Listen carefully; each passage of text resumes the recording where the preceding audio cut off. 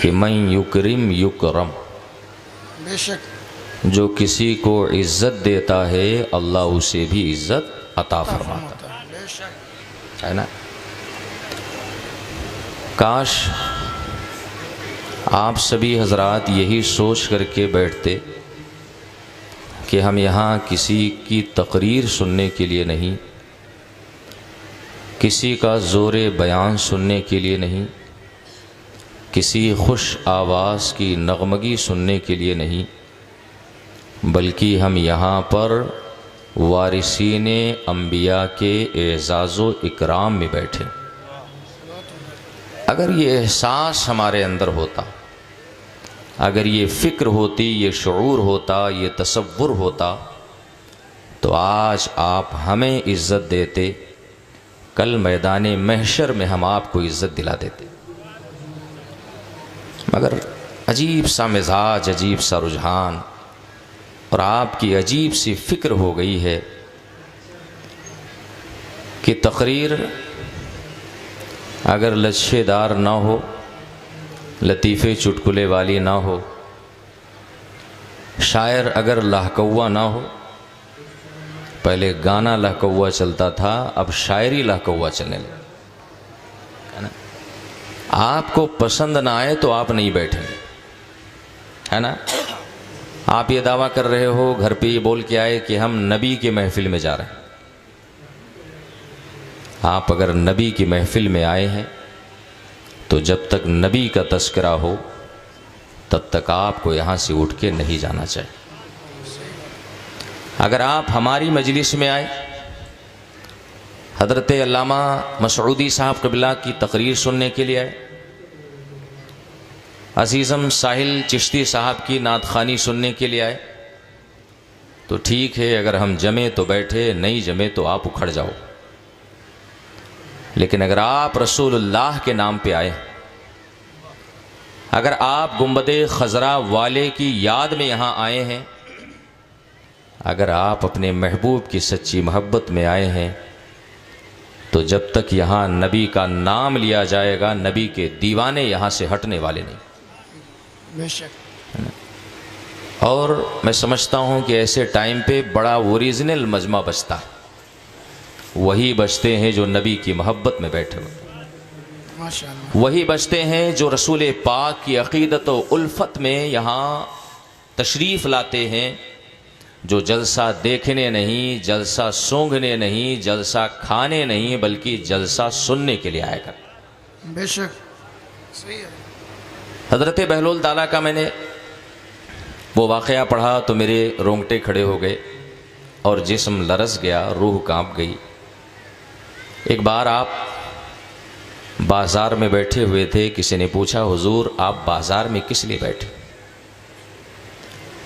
अल्लाह के बंदे हज़रत बहलोल दाना ने इरशाद फरमाया कि मैं यहाँ कुछ ख़रीदने के लिए नहीं, कुछ बेचने के लिए नहीं, किसी सामान का भाव ताव करने के लिए नहीं, बल्कि यहाँ मैं एक मकसद के लिए बैठा हूँ। हमारे बहुत सारे भाई अभी पराठे की दुकान पे, रोड पर, सड़कों पर, चाय की दुकानों पर बैठ के ये सोच रहे हैं कि हमें चलना चाहिए कि नहीं चलना चाहिए। आओ कुछ मिले ना मिले, आले रसूल के चेहरे की ज़ियारत तो हो जाए। वाह वाह वाह। बेशक हज़रत। हम तो सिर्फ लफ्ज़ों में दुआ करते हैं, दो जहां में खादिमे आले रसूलुल्लाह का, लेकिन जब खिदमत का मौका मिलता है तो हम मैदान छोड़ करके फरार हो जाते हैं। हज़रत बहलोल दाना ने इरशाद फरमाया कि मैं बाज़ार में बैठा हूँ इसलिए ताकि मैं अल्लाह और उसके बंदों के दरमियान सुलह करा दूँ। ये उलमा हमारे तशरीफ़ फरमा हैं, ये हमें सुनाने वाले हैं, हमें सिखाने वाले हैं, पढ़ाने वाले हैं। हम इनको नहीं सुना रहे हैं, हम आपसे खिताब कर रहे हैं। हज़रत बहलोल दाना ने इरशाद फरमाया कि मैं खुदा और उसके बंदों में सुलह करा रहा हूँ, समझौता करा रहा हूँ। पूछने वाले ने पूछा, हुजूर नतीजा हुआ क्या? हज़रत बहलोल ने इरशाद फरमाया कि आज खुदा मान रहा है, बंदे नहीं मान रहे। आज कुरान मजीद की तिलावत की गई आपको बुलाने के लिए, नाते रसूल पढ़ी गई आपको बुलाने के लिए, एक शानदार तकरीर हुई आपको बिठाने और बुलाने के लिए। आज खुदा आपको नवाजना चाह रहा है, मगर आज आप खुदा से लेना नहीं चाह रहे। खुदा का दरिया करम जोश में है, उसका खजाने करम जोश में है। खुदा इरशाद फरमा रहा है कि बंदे आ मेरी मजलिस में बैठ, मेरे जिक्र को सुन। आया है तो खाली हाथ आया है, जाएगा तो दामन भर करके जाएगा। माशाअल्लाह, बहुत उम्दा। अल्लाह देना चाहता है, अल्लाह हमें नवाजना चाहता। और बुजुर्गों का इरशाद बेमाना नहीं हो सकता है। इंदा दिक्रि सालिहीन तंजिलुर रहमा। जहां पर अल्लाह वालों का तस्करा होता, जहां पर अल्लाह वालों का जिक्र खैर होता, वहां पर अल्लाह की रहमत का नुज़ूल होता है। सेठ साहब के बंगले पर नहीं, साहूकार के कोठी पर नहीं, दुनिया के किसी भी बड़ी से बड़ी खूबसूरत जगह पर नहीं, अल्लाह की रहमतों का नुज़ूल वहाँ होता है जहाँ इस तरह की स्टेज, इस तरह की मजलिसें और इस तरह के जिक्र की महफिलें सजाई जाती। अगर बारिश हो रही हो ना और आप छाता लगा के बैठ जाओ तो बारिश के कतरे आपके ऊपर नहीं आएंगे। ये कूलर चल रहा है ना, जब इसके सामने बैठोगे तो इस कूलर की ठंडी हवाएं आपको मिलेंगी। लेकिन अगर कूलर के मुंह के सामने से दाएं बाएं हो जाओ तो हवाएं तो चलती रहेंगी, हवाओं की ठंडक निकलती रहेगी, मगर हम चूंकि उसके सामने नहीं बैठे हैं इसलिए हवाओं की ठंडी से हम फायदा नहीं उठा सकते। आज बहुत सारे लोग ये कहते कि अब तो जलसे लाइव चल रहे हैं, घर बैठे हम सुन लें, हमारा काम हो गया। बहुत सारे लोगों की सोच ये है कि हम होटल पे बैठ करके जलसे सुन ले, हमारा काम हो गया। मगर ये अल्लाह के नेक बंदो, किसी की तकरीर तो सुन सकते हो, किसी का हुस्ने नगमगी तो सुन सकते हो, किसी की खुश आवाज़ी तो सुन सकते हो, मगर अल्लाह की वो रहमतें कहाँ पा सकते हो जो इस मजलिस में आने के बाद मिलाकर। आज ज़रूरत इस बात की है, अपने मिजाज को बदलो, अपने अंदाज को बदलो। आज खुदा देना चाहता है मगर हम लेना नहीं चाहते। क्या रोजाना यहां जलसा होता है? क्या रोजाना यहां पर महफिलें होती है? क्या रोजाना इस तरह से स्टेज लगाया जाता? क्या रोजाना इस तरह से आपको आवाज दी जाती?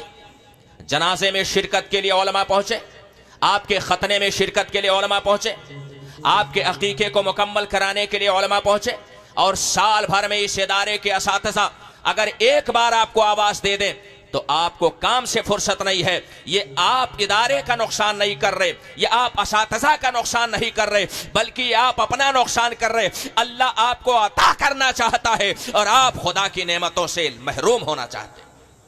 आज जरूरत इस बात की है कि खुदा अगर देना चाहता है तो हमें लेना चाहिए। हजरत बहलोल दाना इरशाद फरमाते कि खुदा आज मान रहा है मगर बंदे नहीं मान। बात खत्म हो गई। एक दिन हजरत बहलोल दाना नजर आए कब्रिस्तान में। कहां नजर आए? कब्रिस्तान। फिर पूछने वाले ने पूछा, हुजूर आज आप कब्रिस्तान में किस लिए बैठे? उस वक्त हजरत बहलोल दाना ने इरशाद फरमाया कि मैं खुदा और बंदों के बीच में सुलह करा रहा हूं। पूछने वाले ने पूछा, आज का नतीजा, आज क्या हुआ? हजरत बहलोल दाना इरशाद फरमा रहे हैं कि आज नतीजा उलट गया। कल का नतीजा क्या था? खुदा मान रहा था, बंदे नहीं मान रहे थे। और आज नतीजा ये है कि आज बंदे मान रहे हैं मगर खुदा नहीं मान। आज बेनमाजी भी अपनी कब्र में कह रहा है, मौला तो मुझे दुनिया में लौटा दे, मैं अपने घर नहीं जाऊंगा, बाल बच्चों के पास नहीं जाऊंगा, खेत खलियान में नहीं जाऊंगा, मकान और दुकान में नहीं जाऊंगा। परवरदिगार तो मुझे वापस भेज दे, सारी जिंदगी तेरी इबादत में गुजरेगी, तेरी नमाज पढ़ करके, और तेरी इबादत का मैं हक अदा करूं। मगर आज खुदा नहीं मान रहा है। जिंदगी एक बार मिलती है, उस ज़िंदगी को हमेशा आपको अच्छे कामों में इस्तेमाल करना चाहिए। मरने के बाद दोबारा कब्र से किसी को वापस नहीं किया जाता है। आज ले उनकी पनाह, आज मदद मांग उनसे, फिर ना मानेंगे क़यामत में अगर मान गया। क्या अच्छा भाई, डूबने लगा था तो फिरौन ने भी कहा था सारी जिंदगी अना रब्बुकुल आला की सदा बुलंद की, तकब्बुर और तफव्वुक़ व तअल्ली का वो नमूना बना रहा। मगर जब उसने दरियाए नील के लहरों की खौफनाकी को देखा, अल्लाह के अजाब को देखा, अल्लाह के कहरो जलाल को देखा, तो पुकार उठा आमनतु बिरब्बि मूसा व हारून, मैं मूसा और हारून के रब पे ईमान लाया। अल्लाह ने उसके ईमान को उसके मुंह पे मार दिया। ईमान वही हुआ करता है जो बगैर देखे लाया जाता है, देख करके जो लाया जाता है वो ईमान नहीं हुआ करता है। ईमान बिल गैब ये नजात की बुनियाद है। आज आपने अल्लाह की रहमतों को बरसते ना देखा, अल्लाह की नेमतों को उतरते ना देखा, अल्लाह के मलाइका को उतरते ना देखा, मगर आज यकीन के साथ इस मजलिस खैर में आके बैठ जाओ। मेरा यकीन कहता है कुछ मिले ना मिले, इंशाअल्लाह मग़फ़िरत का परवाना जरूर मिल जाए। सुभान अल्लाह, सुभान अल्लाह। बहुत उम्दा हजरत, हक है, हक है हजरत। बहुत खूबसूरत गुफ्तगू। मैं माशाअल्लाह आपसे गुजारिश करना चाहता हूँ कि शायद मेरी तकरीर में वो शेरीन न महसूस करें, इसलिए कि मैं दरसगाह का मुदर्रिस हूँ, मगर ये उलमा बैठे हैं, इनके नाशिहाना कलिमात को आप सुन करके जाना। जलसे सजाने और संवारने में बड़ी मेहनत करनी पड़ती। एक मिलाद शरीफ कराना होता है तो महीनों हम उसकी तैयारी करते हैं। इतना बड़ा स्टेज, इतना बड़ा शामियाना, इतना अच्छा इंतज़ाम, ये सारी चीज़ें एक दिन की मेहनत का नतीजा नहीं है। ना जाने कितने लोगों ने कितने लोगों के सामने हाथ फैलाए होंगे, तब जाकर के ये खूबसूरत मजमा आरास्ता हुआ। आप इसकी कदर करें और कोशिश करें कि हम अगर कुछ नहीं दे सकते तो अपनी कीमती ज़िंदगी के चंद मिनट यहाँ पर हम खर्च कर दें, ताकि ये ताउन हमारा रसूल पाक की बारगाह में मकबूल हो जाए। और याद रखें, रसूल के ज़िक्र की महफिल को सजाने में अगर हम किसी तरह का ताउन करेंगे तो हज़रत अबू बकर सिद्दीक़ का इरशाद है कि जो इंसान रसूल पाक के ज़िक्र की मजलिस को सजाने में एक दिरहम एक पैसा खर्च करेगा, हज़रत अबू बकर सिद्दीक़ यार खारे मुस्तफ़ा, जानिसारे मुस्तफ़ा, साहिब मसारे मुस्तफ़ा, आप इरशाद फरमाते हैं अगर किसी ने मिलाद शरीफ में एक पैसा खर्च किया है, कल क़यामत के दिन मैं गारंटी लेता हूं कि वो जन्नत में जाएगा, तो किसी और के साथ नहीं, वो जन्नत में अबू बकर सिद्दीक के साथ जाएगा।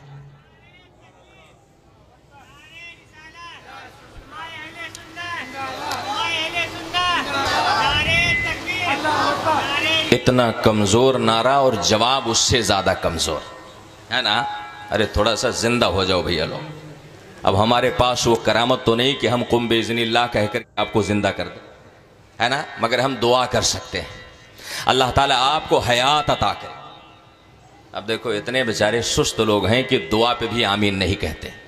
ठीक है, अभी आप ही के लिए तो दुआ की जा रही है और आप ऐसे साइलेंट मूड में बैठे हो जैसे हमारे लिए किसी और के लिए दुआ की जा रही है। ये महफिल कबूलियत की महफिल होती है, ये मजलिसें दुआओं के मुस्तजाब होने की मजलिस होती है, ये अल्लाह वालों के चेहरे दुआओं की कबूलियत का वसीला होते हैं, ये उलमा के कदम हमारे दुआओं के बारगाहे खुदा में पहुंचने का जरिया होते हैं। हजरात, आज मैं कहता हूं कि हमारी ज़बान गुनहगार हो सकती है, हमारी दुआओं में तासीर नहीं हो सकती है, मगर मेरा यकीन कहता है कि अगर दुआओं में नेकों का वसीला ले लिया जाए तो बदारा बने का बबख्शत करीम अल्लाह ताला बुरों को नेकों के सदक़े में बख्श देता है। कल क़यामत का मैदान होगा, हमें किसी का दामन मिले ना मिले, आले रसूल का दामन होगा, रसूल पाक की शफाअत के हम हकदार हो जाएंगे। आप इस यकीन के साथ यहां बैठो। मैं कहना कुछ और चाह रहा था, लेकिन मजमा का मिजाज देख करके मुझे कहना कुछ और पड़ रहा है। एक बात मैं आपसे अर्ज करूं, आप सुनने के लिए तैयार हैं तैयार ना? अरे हाँ तो कह दो भैया, हम आपसे खेत खलिहान नहीं लिखवाने के लिए कह रहे हैं कि हाँ कहोगे तो आपकी प्रॉपर्टी चली जाए। आज एक आम इंसान अगर किसी से भी पूछो कि तुम जिंदगी में चाहते क्या, तो हर इंसान यही जवाब देगा कि हम कामयाबी चाहते हैं, है ना। एक छोटा सा बच्चा जब वो अपने मां के आगोश से उतर करके जमीन पर आता है और वो लड़खड़ा करके चलता है, कभी गिरता है तो कभी उठता है, कभी 3 पैर पर, कभी 2 पैर और 1 हाथ पर, और कभी 2 पैर और 2 हाथों पर जब एक छोटा सा बच्चा चलता है, उससे भी अगर पूछो तो ज़बान हाल से यही कहेगा कि मैं कामयाब होना चाहता हूं, मैं तरक्की करना चाहता हूं, है ना। एक छोटा सा बच्चा जो अपने पुश्त पर किताबों का बंडल लाद करके अपने घर से बाहर निकलता है, उससे भी अगर पूछें कि मेरे बेटे तू बता तू चाहता क्या है, तो वो भी यही जवाब देगा कि मैं कामयाब होना चाहता हूं। एक नौजवान अपने हाथ में ऑफिस का बैग लेकर के जब घर से बाहर निकलता है, उससे पूछो कि ए अल्लाह के नेक बंदे तू बता कि तू क्या चाहता है, तो उसका जवाब यही होगा कि मैं कामयाब होना चाहता हूं। एक किसान चिलचिलाती हुई धूप में जब अनाज की बोरी लेकर के अपने खेतों की तरफ जाता है, उससे अगर पूछा जाए कि बता तू क्या चाहता है, तो उसका जवाब भी यही होगा कि मैं कामयाब होना चाहता हूं। दुनिया में हर इंसान कामयाब होना चाहता, दुनिया में हर इंसान ये चाहता है कि मैं अपनी जिंदगी में तरक्की करूं, आगे बढ़ूं, कामयाब हो जाऊं। मगर सवाल ये है कि कामयाबी कहते किसको। जाहिर सी बात है, आपसे अगर मैं पूछूं तो आप भी कहोगे कि मौलाना साहब हम कामयाब होना चाहते हैं। एक छोटे से बच्चे से भी अगर पूछा जाए तो उसका भी यही जवाब होगा कि मैं कामयाब होना चाहता हूं। आप किसी भी इंसान से, किसी भी फर्दे बशर से पूछो, उसका जवाब यही होगा कि हजरत मैं कामयाब होना चाहता हूं। मगर क्या कभी आपने सवाल किया, क्या कभी आपने अपनी गिरेबान में सर डाल करके सोचा कि कामयाबी नाम किस चीज का है। हमने सोच लिया कि जिसके पास दौलत हो गई, जिसके पास माल हो गया, तो समझो वो कामयाब हो गया। और इसी सोच का नतीजा है कि आज हमारा मिजाज बन गया है कि पैसा हो चाहे जैसा हो, है ना। आज हमारी सोच बन गई ना, आज हमारी फिक्र बन गई। हम दुकान पे बैठ करके अगर ग्राहक को धोखा देते हैं तो जाहिर सी बात है हम इसलिए देते हैं क्योंकि हम दौलत को कामयाबी का मेयार समझते हैं।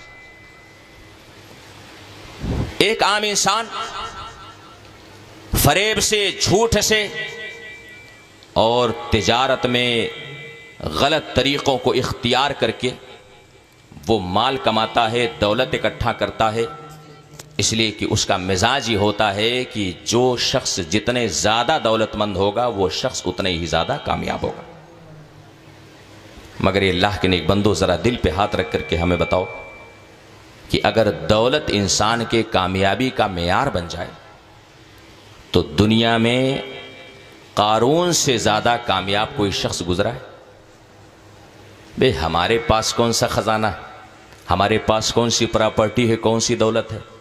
कारून के दौलत का हाल ये था कि उसके दौलत और उसके ख़जाने की जो चाबियां थीं वो 40 सवारियों पर लादी जाती। जब चाबी का ये हाल है तो भला बताओ उन कमरों की वसाअत का क्या हाल होगा जिन कमरों में ख़जाने रखे जाते हैं। मगर आप ज़रा गौर करें, कारून की हिस्ट्री और उसकी तारीख उठा करके पढ़ें। जब उस शख्स ने वक्त के पैगंबर की तौहीन किया, वक्त के पैगंबर की शान में गुस्ताखी किया और ज़कात को उसने टैक्स करार दिया, तो फिर उसका अजाब क्या हुआ? अल्लाह का कहर नाजिल हुआ, उसका जलाल आया और उसको दौलत के साथ ज़मीन में धंसा दिया। वो क़यामत तक धंसता रहेगा और उसकी दौलत उसके सर का बोझ बनी रहेगी। मालूम यह हुआ कि दौलत इंसान के कामयाबी का मेयार नहीं, दुनिया में ना जाने कितने अरबपति खरबपति, ना जाने कितने खजाने वाले चले गए, आज ना तो उनके खजाने बाकी हैं ना तो वो खजाने वाले बाकी हैं। अगर दौलत इंसान को जिंदा रखती तो कारून आज भी जिंदा होता, बड़े बड़े दौलत वाले आज भी जिंदा होते, मगर दौलत ये इंसान के कामयाबी का मेयार नहीं है। दौलतें खत्म हो जाती है, दौलत सुबह आती है शाम को चली जाती है, शाम को आती है सुबह चली जाया करती है। दौलत तो एक फाहिशा औरत भी कमा लिया करती है। आज जो जितना बड़ा गुनहगार है उतना ही ज्यादा दौलतमंद है। याद रखें मुसलमानों, दौलत ये इंसान के कामयाबी का मेयार नहीं है। कुरान का ऐलान है, इन्ना करमकुम इंदल्लाहि अतकाकुम, सुनो तुम में सबसे ज्यादा इज्जत वाला वो है जिसके दिल में सबसे ज्यादा अल्लाह का खौफ मौजूद हो। दौलत इंसान के कामयाबी का मेयार नहीं है। इंसान ने सोचा कि इख्तिदार की कुर्सी हासिल कर ले तो हम कामयाब हो जाएंगे। आज हालत यह है कि गांव में प्रधानी का इलेक्शन आता है ना, तो ऐसा पैतरा, ऐसे प्रोपेगेंडे, बाप भाई से जुदा, भाई भाई से जुदा, खानदान खानदान से जुदा, पड़ोसी पड़ोसी से जुदा, सलाम कलाम बंद हो गया, आपस की मोहब्बतें नफरतों में बदल गई। 5 साल की मुद्दत में मोहब्बत की जो फजा कायम हुई थी, एक मामूली से ओहदे ने उस फजा को तार तार कर दिया, मोहब्बत के उस माहौल को उसने खत्म कर दिया। याद रखें मुसलमानों, आपको हमेशा इस बात को याद रखना चाहिए कि हमारे लिए इख्तिदार की कुर्सी अहम नहीं है, हमारे लिए हुकूमत अहम नहीं है, हमारे लिए तख्तो ताज अहम नहीं है। हजरत हसन रज़ी अल्लाह ताला अन्हु का वो किरदार आप क्यों नहीं याद करते? 40,000 नौजवान तलवार लेके खड़े हैं, हिजाज का पूरा इलाका आपके ज़ेरे नगी है, मगर आपने अपनी हुकूमत को हजरत अमीर मुआविया के हवाले कर दिया। लोगों ने कहा इमाम हसन आप तो आरुल कौम है। हजरत इमाम हसन ने फरमाया था अल आरो खैरुम मिनन नार, आज शर्मिंदगी उठा लेना ये कल के आग से कहीं ज्यादा बेहतर है।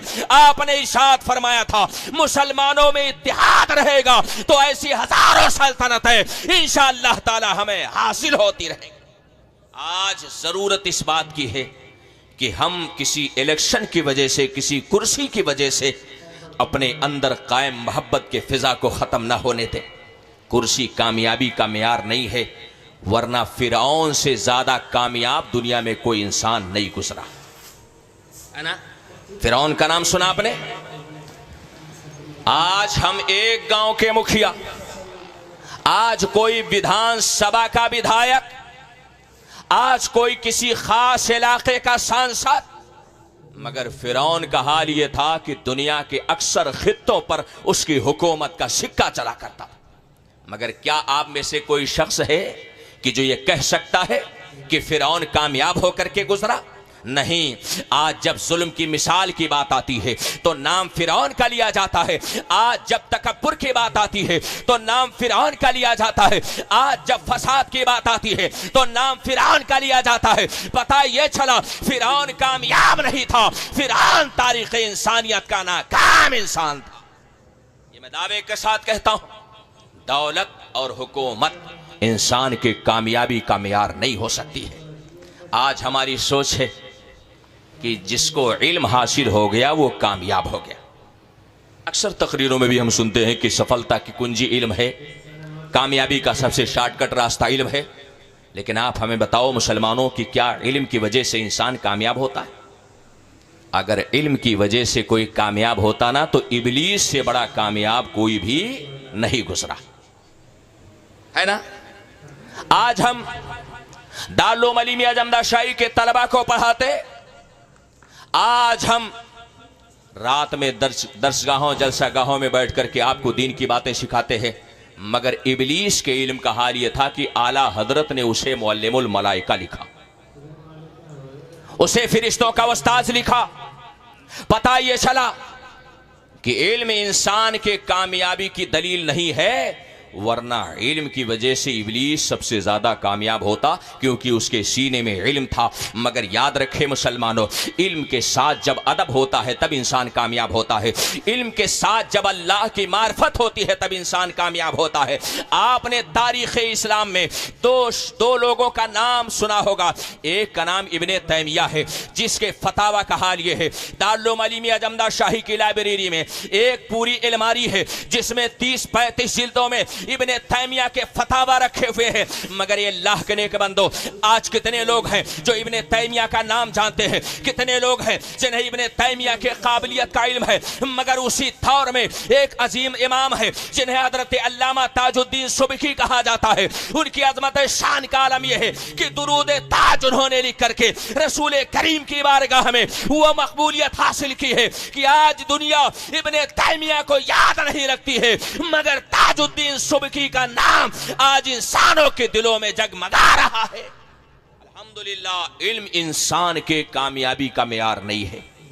इल्म अगर इंसान के कामयाबी का मेयार होता तो आला हजरत के दौर में भी बड़े बड़े उलमा पैदा हुए, है ना भाई। आला हजरत के दौर में एक से बढ़कर के एक फलसफी, एक से बढ़कर के एक माखोली, एक से बढ़कर के एक मुहद्दिस व मुफस्सिर। मगर आज हम आला हजरत के लिए क्यों कहते हैं वादी रजा की कोहे हिमाला रजा का है, जिस समत देखिए वो अलाका रजा का है। अगलों ने भी लिखा है बहुत इल्म दीन पर जो कुछ है सदी में वो तन्हा रजा का है। सारे इल्म वाले मिट गए, अहमद रजा का नाम आज भी जिंदा है। सब उनसे जलने वालों के गुल हो गए चराग, अहमद रजा की शम्मा फिरोजा है आज भी। रात मालूम ये हुआ इल्म इंसान के कामयाबी की दलील नहीं है। अब आप सोच रहे होंगे मौलाना साहब कहना क्या चाहते। मैं कहना यह चाहता हूं कि आप दौलत को कामयाबी का मेयार समझते हैं, मगर दौलत इंसान के कामयाबी की दलील नहीं है। आप हुकूमत और सियासत और इख्तदार की कुर्सी को कामयाबी समझते हैं, मगर ये इख्तदार की कुर्सी इंसान की कामयाबी की दलील नहीं है। आप इल्म, शिक्षा और एजुकेशन को कामयाबी समझते हैं, मगर आपने अभी जायजा लिया है कि इल्म किसी को कामयाब नहीं किया करता है। आपने सोच लिया चाहो मनसब इंसान को कामयाब करता है, लेकिन कितने मनसब वाले इस दुनिया में आए चले गए, मगर आज कोई उनका नाम नहीं जानता है। सवाल यह है कि हमारी कामयाबी का राज कहां छुपा है? हम कौन से नुस्खे कीमिया पर अमल करें, हम कौन सा तरीका अपनाएं जिसकी वजह से अल्लाह हमें कामयाब फरमाएगा? आओ, हर सवाल का जवाब अल्लाह के कुरान में मौजूद है। आओ कुरान मजीद को उठाओ, अपने सीने से लगाओ। कुरान मजीद वो किताब शिफा है जिसमें अल्लाह ने हर सवाल का जवाब रखा है, जिसमें अल्लाह ने हर बीमारी की शिफा रखी है, जिसमें अल्लाह ने हर इस्तिराब का हल रखा है। शायर ने कहा था हमने जुस्तान में सूरज को छुपा रखा है, खोल कर रख दे तो हर घर में उजाला होगा। आज हमें जरूरत इस बात की है कि कुरान मजीद से हम अपनी परेशानियों का इलाज ढूंढें। कुरान मजीद से हम सवाल करें, ए कुरान तू ही बता दे कि कामयाबी कहते किसको है? दौलत कामयाबी का नाम नहीं, इल्म कामयाबी का नाम नहीं है, जाहो मनसब कामयाबी की दलील नहीं है, इख्तदार की कुर्सी ये कामयाबी की दलील नहीं है। कुरान तू रहनुमाई कर दे, तू हमें रास्ता दिखा दे, तू सिराते मुस्तकीम पर चला दे, तू हमें रोशनी दिखा दे, तू हमें उजाला दिखा दे कि कामयाबी है कहां, हमारी कामयाबी का जौहर कहां छुपा है। आओ मुसलमानों, कुरान करीम हमारी उंगली पकड़ता है और साथ ही हमें अपनी आयतों की सैर कराता है। ए बंदे तू मेरा मुताला कर, तेरे हर सवाल का जवाब मौजूद है, तेरे हर इस्तिराब का हल मौजूद है, तेरे हर परेशानी का इलाज मौजूद है। सुन ले, अगर तू सवाल कर रहा है कि मेरी कामयाबी कहां छुपी है तो सुन, कुरान इरशाद फरमाता है वमन युतिल्लाह व रसूलहु फक़द फाज़ फौज़न अज़ीमा। छोटी कामयाबी नहीं, बीच वाली कामयाबी नहीं। कुरान फरमाता है जो अल्लाह की इताअत करता है, रसूल पाक की इताअत करता है, अल्लाह उसे बड़ी कामयाबी से सरफराज करता है। बताइए चला कि हमारी कामयाबी दौलत में नहीं, अल्लाह और उसके रसूल की इताअत में है। हमारी कामयाबी इल्म व मारिफत में नहीं, अल्लाह और उसके रसूल की इताअत में है। हमारी कामयाबी जाहो मनसब और कुर्सी और तख्तो ताज में नहीं, अल्लाह और उसके रसूल की इताअत में पोशीदा है। आप ज़रा देखें तो सही, 5 टाइम जब आपके कान में अजान की आवाज़ जाती है, आपने सुना होगा मुअज्जिन शहादतैन के बाद हय्या अलस सलाह की आवाज़ देता है। ए बंदो आओ नमाज की तरफ, आओ अल्लाह के नमाज की तरफ। हय्या अलस सलाह के बाद एक सदा और बुलंद करता है, हय्या अलस सलाह के बाद मुअज्जिन की आवाज़ फिर से फ़ज़ा में गूंजती है। मुअज्जिन सदा क्या लगाता है? हय्या अलल फलाह। ए बंदो कामयाबी की तरफ आओ, ए बच्चों कामयाबी की तरफ आ जाओ, ए जवानों कामयाबी की तरफ आ जाओ, ए बुजुर्गों कामयाबी की तरफ आ जाओ। आज हमारी मिल्लत का नौजवान कभी मुंबई में जाकर के, कभी हैदराबाद में जाकर के, कभी दिल्ली की गलियों में जाकर के, कभी दुबई और कतर जाकर के आज कामयाबी के सराय तलाशता है। काश उसे एहसास होता जिस कामयाबी के लिए वो दर दर की खाक छान रहा है, उस कामयाबी को अल्लाह ने कहीं और नहीं बल्कि उसके मोहल्ले की मस्जिद में पड़ोस में रखा है, उसके मोहल्ले की मस्जिद में रखा है। आओ खुदा के घर में आओ, अल्लाह की नमाज पढ़ो, अल्लाह कामयाबी की सौगात अता करेगा। आप अगर कामयाबी चाहते हैं तो सबसे पहले मस्जिद को आबाद कीजिए, पड़ोस के अल्लाह के घर को अपने सजदों से आबाद कीजिए। जब तक मस्जिदें आबाद नहीं होंगी तब तक हमारा घर आबाद नहीं हो सकता है। जब तक अल्लाह का घर नहीं आबाद होगा तब तक हमारी दुकान आबाद नहीं हो सकती। जब तक अल्लाह के घर में सजदा नहीं करेंगे तब तक हमारा खेत और खलिहान आबाद नहीं हो सकता। आज आप शिकायत करते हो मौलाना साहब आज हमारे मकान में बरकत नहीं हो रही है, हमारे दुकान में बरकत नहीं हो रही है, खैर और बरकत का तावीज़ बना दीजिए। ए अल्लाह के नेक बंदो, आप तावीज़ के तलाश में हो, पड़ोस की मस्जिद कामयाबी लेके बैठी है, पड़ोस की मस्जिद में तेरी कामयाबी पोशीदा है। तुझे किसी बाबा के पास, किसी झाड़ फूक करने वाले के पास, किसी ओझा सोखा के पास जाने की जरूरत नहीं है। अल्लाह के घर में आ जा, अल्लाह के हुजूर सजदा कर, अल्लाह तुझे हर बीमारी से शिफा अता फरमा देगा। आज मस्जिदों को आबाद करो। हम तो आज मस्जिदें नहीं आबाद कर पाते तो हम जलसा गाह क्या आबाद कर पाएंगे, है ना। अक्सर लोग जब भागते हैं ना तो एक जुमला में कहता हूं, ये वो कौम है जो जुमा की नमाज में 2 रकात पढ़ करके इमाम को तन्हा मुसल्ले पे छोड़ के भागती है ना। जुमा की नमाज पढ़ने गए, एक तो बेचारे 5 वक्त किससे मतलब नहीं रखते, रिकॉर्ड है इनका, कभी उगते हुए सूरज को इन्होंने देखा नहीं। ये कसम खाने के लायक है कि कभी हम मस्जिद में फजर की नमाज में गए नहीं।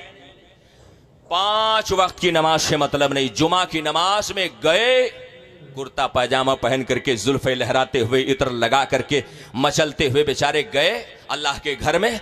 अब घड़ी देख रहे हैं, पहले मस्जिद में 1 घड़ी लगाई जाती थी, अब 4-4 लगाई जाती है ना, कि अगर एक में गड़बड़ होगा तो कम से कम एक में तो टाइम सही होगा। हजरात हमारी नजर घड़ी पे, इमाम साहब के खुतबे पे, और इमाम साहब तकरीर करते करते अगर 2-4 मिनट आगे बढ़ गए ना तो फौरन उंगली से इशारा करते, हजरात ये घड़ी का ख्याल रखो, घड़ी का ख्याल रखो। अल्लाह के नेक बंदो, आप जहां बैठे हुए हो ना वो मुकद्दस जगह है कि जहां पर ली जाने वाली सांसें भी अल्लाह की इबादत में शुमार की जाती। दुनिया में किसी जगह पर बैठ जाओ, दुनिया में किसी भी जगह जाकर के आप रह जाओ, वहां बैठना, वहां रहना ये इबादत नहीं है, मगर मस्जिद में बैठ करके इंतजार सलात सलात, नमाज का इंतजार करना भी नमाज हुआ करता। इमाम साहब ने सलाम फेरा, 2 रकात पढ़ करके, अब हमारी कौम के बेचारे नौजवान सबसे पहले सर पटवा दौड़ते हैं। ऐसा लगता है जैसे भोर जेल का दरवाजा खोल दिया गया है ना, ऐसा लगता है जैसे बेचारे कैद करके बिठाए गए थे। अल्लाह के नेक बंदो, आप कामयाबी चाहते हैं, आपका हाल यह है कि पैर में कांटा चुभा, कांटा निकाला नहीं और आप दर्द की दवा तलाश रहे। अगर पैर में कांटा चुभ जाए तो पहले क्या करना चाहिए? पहले कांटा निकालना चाहिए ना, कि पहले जाकर के पेन किलर दवा तलाशनी चाहिए। पहले पैर से कांटा निकालो। कुरान मजीद का साफ इरशाद है, आज हमारे सर पे जो मुसीबतें आ रही, आज जो बलाएं आ रही हैं, आज हमारे खेत में बरकत नहीं हो रही, आज हमारे मकान में जो खैर व बरकत नहीं हो रही, उसकी वजह यह नहीं है कि हमने खैर व बरकत वाला नक्श नहीं लगाया। उसकी वजह यह है, कुरान फरमाता है वमा असाबकुम मिन मुसीबतिन फबिमा कसबत ऐदीकुम, अगर तुम्हारे सर पे कोई मुसीबत आती है तो तुम्हारे अपने आमाल की वजह से आती। आप नमाज नहीं पढ़ेंगे, आप जा करके दुकान का शटर उठा के और सबसे पहले दुकान में गाना सुनेंगे और उसके बाद हजरत के पास आएंगे, हजरत खैर व बरकत वाला मजबूत तावीज़ बनाइए, वो ज़ाफ़रान वाला है ना, लाल मुर्गे की चोटी वाला, वो लोबान वाला, उल्लू की आंख वाला, ये सब तावीज़ आप बनवाते हो और आप कहते हो कि हजरत हमारे दुकान में बरकतें नहीं हो रही है, पैर का कांटा नहीं निकाला, आप पेन किलर दवा तलाश रहे हो। ज़रूरत इस बात की है कि जब दुकान का शटर उठाओ तो शटर उठा करके सबसे पहले सूरह यासीन की तिलावत करो। जिस दुकान में सूरह यासीन की तिलावत की जाएगी अल्लाह की रहमतों और अल्लाह की बरकतों की बरसात होगी। ज़रूरत इस बात की। अल्लाह के नेक बंदो, मैं आपसे बड़े दर्दमंद दिल के साथ गुजारिश करना चाहता हूँ, आप जिसको कामयाबी समझ रहे हो ना, वो कामयाबी है ही नहीं। आप जिसको कामयाबी समझ रहे, अल्लाह की नमाज ये इंसान की सबसे बड़ी कामयाबी है। सरकार गौसे आजम की ज़िंदगी देख लो, सरकार गरीब नवाज की ज़िंदगी देख लो, सरकार मखदूम अशरफ की छौछवी की ज़िंदगी देख लो। इन हजरात ने दौलत को कामयाबी का मेयार समझा। वे बड़े बड़े बादशाहों के नजराने आते थे, पैर की ठोकर से आप उसको हटा दिया करते थे और ये आवाज़ देते थे कि हम दुनिया की तलब के लिए नहीं आए हैं, हम खुदा की तलब के लिए आए हैं। अल्लाह की रज़ा हासिल हो गई, जिसे खुदा मिल गया समझो कि उसे सारी कायनात मिल गई। आज आपसे मैं गुजारिश करके रुखसत होना चाहता हूँ, अल्लाह के नेक बंदो, एक बार फिर से आओ, मस्जिदों को आबाद करो। रमज़ान का महीना था, रमज़ान का महीना आया था, बेचारे पुराने नमाजी वज़ू खाने पर भी जगह नहीं पा रहे, है ना, और नए नमाजी और मोटे मुस्टंडे हट्टे खट्टे सेहतमंद जा करके बस नहीं चलता था, वरना इमाम साहब के मुसल्ले में बैठ जाते। ठीक है, कहते हैं ना, नया नमाजी पकौड़ी की तस्वीर, ये हालत थी। अल्लाह रहम फरमाए मुसलमानों, हमने इबादतों में भी बिजनेस करना शुरू कर दिया, है ना। जब एक का 70 मिल रहा था तो मस्जिद आबाद थी। ठीक है, जब नफल का सवाब फर्ज के बराबर था तो हम 5 टाइम नमाज पढ़ रहे थे, और जैसे ही एक का एक हुआ हमने अल्लाह की नमाज छोड़ दी। जैसे नफल की हैसियत नफल वाली हुई हमने नमाज छोड़ दिया। मैं आप जिंदा दिल मुसलमानों से सिर्फ एक सवाल करना चाहता हूं, नमाज आप किसकी अदा कर रहे थे, इबादत किसकी कर रहे थे? आप इबादत रमजान की कर रहे थे, इबादत आप रोजे की कर रहे थे, इबादत आप इफ्तारी की कर रहे थे, इबादत आप तरावीह की कर रहे थे, इबादत आप शहरी की कर रहे थे। हजरात, अगर इन चीजों की इबादत कर रहे थे तो याद रखें ये चीजें गुजर गई हैं, अब साल भर के बाद मिलेंगी। लेकिन मेरा यकीन कहता है आप मुसलमान हो, आपका सजदा होगा तो खुदा के लिए, आपका रुको होगा तो खुदा के लिए, आपकी तस्बीह होगी तो खुदा के लिए, आपका क़याम होगा तो खुदा के लिए, आपका क़ादा होगा तो खुदा के लिए। जिस खुदा के लिए आप सजदा कर रहे थे उस खुदा की शान ये है, ला मौजूदा इल्लल्लाह, अल्लाह के सिवा कोई मौजूद नहीं है। ला मतलूबा इल्लल्लाह, अल्लाह के सिवा कोई मतलूब नहीं है। ला माबूदा इल्लल्लाह, इबादत सिर्फ खुदा की होती है। जिस खुदा के हम सजदा कर रहे थे उस खुदा की शान ये है कि वो असल से है, अभी मौजूद है और अब तक रहेगा। अगर खुदा के लिए इबादत कर रहे थे तो खुदा जैसे रमजान के महीने में था ऐसे साल के 11 महीनों में रहा करता।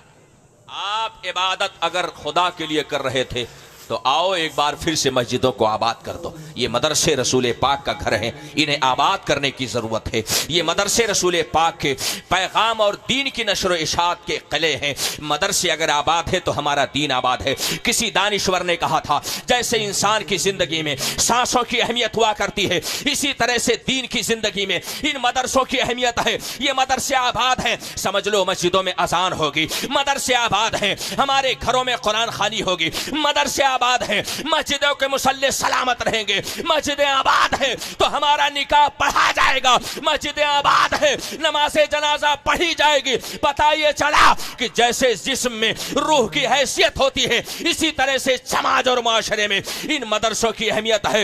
मदरसों को बचाओ ताकि आपकी नमाज बची रहे, मदरसों को बचाओ ताकि आपका मुसल्ला बचा रहे। ये मदरसे आबाद रहेंगे, इंशाअल्लाह हमारा दीन आबाद रहेगा।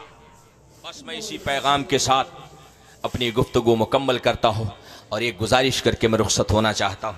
ए अल्लाह के नेक बंदो, आज मुसीबतें हमारे सर पे आ गई हैं, तूफ़ान हमारे दरवाजे पर दस्तक दे रहा है।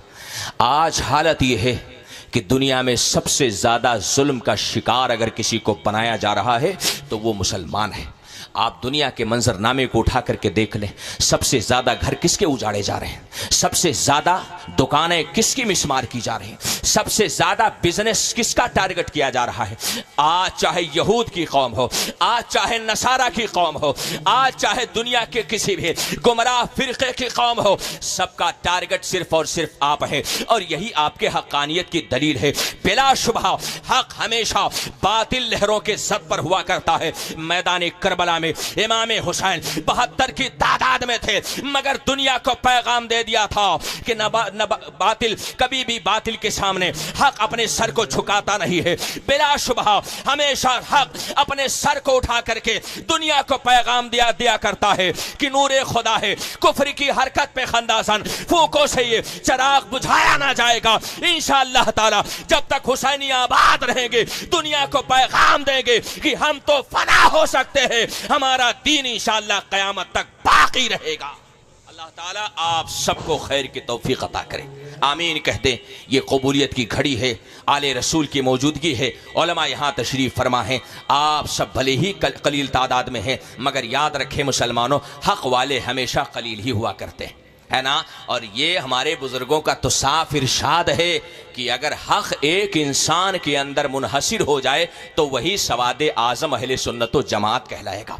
हजरात, यहाँ मुकाबला मकसूद नहीं है, यहाँ बताना सिर्फ ये मकसूद है कि आज ज़रूरत इस बात की है कि हम अपने आप का जायज़ा लें। कहीं हम नमाज तो नहीं छोड़ रहे, कहीं हम अल्लाह का रोज़ा तो नहीं छोड़ रहे, कहीं हम अपने भाई पर जुल्म तो नहीं कर रहे, कहीं हम अपने मस्जिद और मदरसे के इमाम को टारगेट तो नहीं कर रहे, कहीं हम अपने गाँव के उलमा की नाकदरी तो नहीं कर रहे। अगर हमारे घर में बेबरकती हो तो हमें इन पहलुओं पर गौर कर लेना चाहिए। अगर हम नमाज छोड़ रहे हैं, घर में कभी बरकत नहीं हो सकती, चाहे जितना मजबूत तावीज़ ला करके लगा दो। अगर हम अल्लाह का रोज़ा नहीं रख रहे हैं, कभी हमें सेहत नहीं मिल सकती है, चाहे जितनी विटामिन की गोलियां खा लो। अगर हम अल्लाह की इबादत नहीं कर रहे हैं तो हम कभी भी फलाह नहीं पा सकते, हम चाहे जितनी ऊंचाई और तरक्की पर चले जाएं। याद रखें मुसलमानों, कुरान का साफ इरशाद है, इस इरशाद को आप अपने दिल की तख्ती पर नक्श कर लो। मैं युतिल्लाह व रसूलहु फ़क़द फ़ाज़ फ़ौज़न अज़ीमा। जो दौलत हासिल करने नहीं, जो हुकूमत हासिल करने नहीं, जो सियासत हासिल करने नहीं, जो इख्तिदार हासिल करने नहीं, बल्कि कुरान का इरशाद है जो अल्लाह की इताअत करता है,